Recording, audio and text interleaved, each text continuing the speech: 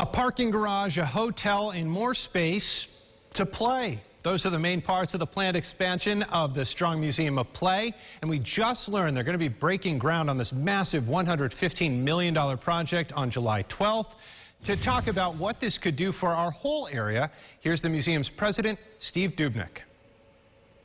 The expansion, how's that going? What are we looking at? It's exciting. The expansion is, and what we're doing here is transformational, both to this portion of Rochester and Rochester in total.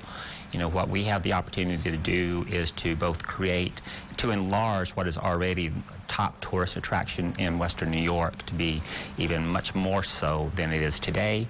Could this have happened without the inner loop being filled in? When we found out that the city was working towards the grant to fill in the inner loop, we started thinking about what opportunities that would create. So the fact that the inner loop was filled in and created these buildable lots gave us an opportunity to create this neighborhood that goes beyond the Strong expansion, but really creates an entire neighborhood around it focused on play.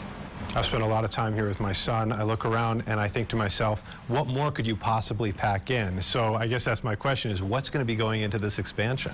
What we're planning at the moment is a World Video Game Hall of Fame, which is going to be similar in terms of its elegance to what we have for the National Toy and the Toy Industry Halls of Fame.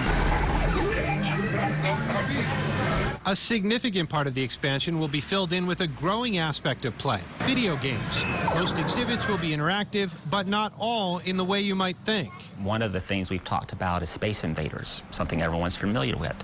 But instead of using a controller in your hands and thumbs, you'll have to run back and forth and shoot at the things on the screen. So it's going to be a combination of physical play with the video game play. What do you think the draw will look like once the expansion is complete? Our museum gets over 550,000 people every year since our last expansion in 2006. We did a study, a very substantial study, where we looked at expanding our marketing area to pick up Toronto, to pick up Cleveland, Pittsburgh, West or Eastern New York, Hudson Valley area, and so on. And that study came back and said that we can get over 400,000 more people. This came from Clutton, California. Goodness. Right? Now, amid the crowds and construction, do not expect the museum to lose focus of its academic and preservation mission. I like to say we're the nation's toy chest. And so we try to preserve the history and the things that different generations have played with and provide those connections from generation to generation through those playthings.